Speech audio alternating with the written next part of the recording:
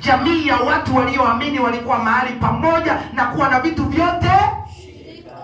Leo Tanzania nzima tungekuwa na imani moja tu iliyo katika Kristo Yesu, tukiwachukua wapendo walioko Mwanza, tukiwachukua wapendo walioko Sengerema, tukiwachukua wapendo walioko mkoa wowote, wanafanana na sisi, imani moja, ubatizo mmoja. Leo mpaka kuna ubatizo wa kunyunyiza maji, hata Yesu mwenyewe mwingine ubatizo haujui.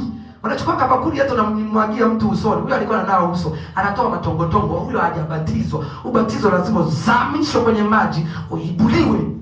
Hata kama ni nani, anasema ni papa. Kama ni papa ameleta ubatizo wa maji wa kwa kwenye mabakuli wa usoni, kama ni ubatizo batili, sisi haijalishi amesema nani, haijalishi amesema nani. Kama iko kinyume na Yesu, potelea pote, kufilia kote. Mungu akubariki sana. Nipungie mkono hewani na Mungu akubariki sana. Naomba nimalizie. Bwana Yesu asifiwe sana. Amen. Tuko pamoja? Amen. Mwambie jirani yako, mchungaji amesema na anaomba malizie. Maana nisije nikavuta sana wakati mimi najisikia na nitamani niendelee. Mungu akubariki sana. Tuko pamoja? Sasa huyu bwana askofu sasa. Bwana asifiwe askofu. Hakuna kitu cheo ambacho nakichukia kama askofu Tanzania. Yaani Tanzania hakuna kitu ninachokichukia kama cheo cha uaskofu. Yesu mwenyewe hakijui cheo cha uaskofu. Alilozungumza hilo swala ni Paulo. Anasema kwamba na mtu akiwa kama askofu atamani kazi njema, awe mwaminifu, awe mkaribishaji, asiyezoelea ulevi. Kwa hiyo Bia 2, 3, 4, 5 anatakiwa kuzipiga. Hiyo ndio kazi ya nani? Kwa maana kwa maaskofu wote ukiwatembelea nyumbani kwao kuna mafiriji ya mapombe. Wameruhusiwa wale. Na ndio maana mimi nachukia sana hicho kitu. Bwana Yesu asifiwe sana. Bora nikutane na mlevi kuliko kukutana na askofu. Kwa sababu ni mtu ambaye aliyepotosha mambo ya Mungu. Ni heri upotoshwe mambo ya kwenda kula pilau, papo kaambia harusi haipo, kuliko kupotoshwa ufalme wa mbinguni. Hayo ndio maisha yako ya baadaye katika misingi ambayo Mungu aliyoiweka. Mungu akubariki sana. Kwa hiyo duniani mimi kitu ninachokichukia cha kwanza ni mtu anayejiita askofu. Na mzalau kuliko hata mtu yeyote duniani.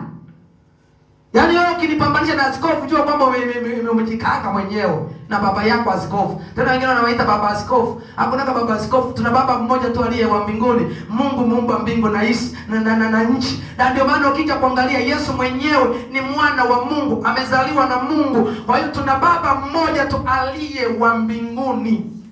Mwambie jirani yako, hongera kuzaliwa na Mungu. Sasa watu wanasema baba askofu alikuzaa lini? Bwana Yesu asifiwe sana.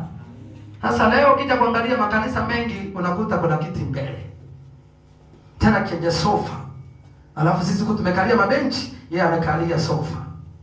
Huku yeye amewekewa kigae, sisi tumewekea vumbi. Disco vumbi. Yeye anazungumzia swala la vigae. Mungu akubariki sana. Bwana Yesu asifiwe sana. Yeye anapewa chakula kizuri, sisi tunapewa chakula msazo. Yaani kile cha akiba ndio tunapewa sasa sisi. Mungu akubariki sana. Mambo ya Mungu hayako hivyo. Mungu akubariki sana. Nipungie mkono hewani. Ulivyo wewe ndivyo nilivyo mimi. Nina Mungu, nina Mwana, nina Roho Mtakatifu. Wewe una Mungu, una Mwana, una Roho Mtakatifu. Nilichokuzidi tu ni maneno mengi. Mungu akubariki sana. Kama Roho Mtakatifu ni naye, kama Roho Mtakatifu naye. Kama Mungu ni naye, kama Mungu naye. Kama Yesu ni naye, kama Yesu naye. Kama upako nao na wewe upako nao. Na ndio maana sisi hatupelekani kwenda kuombewa. Omba mwenyewe. Sasa naweza kushangaa, baba msaidie kaka Emili apate degree 2, kumbe anataka degree 7. Tunakuwa tofauti. Bwana Yesu asifiwe sana. Si ndio hivyo kaka? Unatamani kusoma mpaka ufikie wapi? Profesa. Haya profesa, nyinyi na kiti chako nenda. Profesa. Ni mwenyewe ni form 4 failure. Nilipata 4 failure. Yaani nikija kuangalia civics nilisukua mswaki. Nikaja kuangalia sui nini English ile ya kwamba they one go daddy do giga nikapata mswaki. Yaani masikio mawili na pua yake nikapata hizo. Sasa mwenzangu anasema anataka nini? Profesa. Kumbe hapa ibadani tutakuwa na profesa. Mungu akubariki sana. Ukiajiriwa hapo serikali, waambie kuna wanafunzi wa Yesu ambao ni maprofessional, wana Mungu, wana Yesu Kristo. Hao tayari professional wao wamejazwa nguvu ya Roho Mtakatifu. Hebu wasaidieni injili yao ipenyeze katika maeneo mbalimbali. Tuwanyamazishe wale waliojitwika injili za namna nyingine, ili watu wapate injili ya kweli yenye mabadiliko ambayo Yesu aliyoileta duniani. Sema amen. Sio na wewe unajipenyeza kule halafu unaanza kutusaliti kama teni wale. Unakuwa kama Paulo. Bwana Yesu asifiwe sana.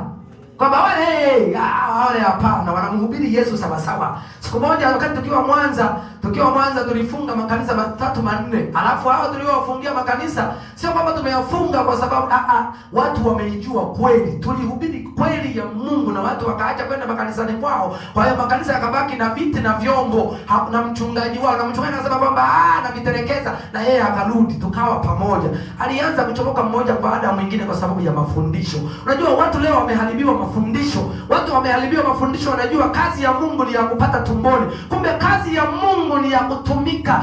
Uwe tayari wakati wowote unaokufaa na usiokufaa. Uwe tayari wa kufa, uwe tayari wa kuishi. Na hiyo ndio kazi ya Mungu. Kazi ya Mungu sio kujinenepesha matumbo na kuvaa vizuri.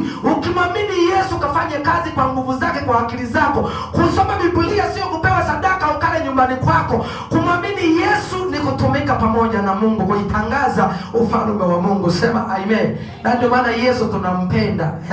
Unapozungumza Yesu nakupenda, wewe ni rafiki yangu, hakuna kitu kingine duniani ninachokipenda tofauti na Yesu. Mungu akubariki sana. Tuko pamoja? Hebu tushirikiane na kawimbo. Ni kazuri sana.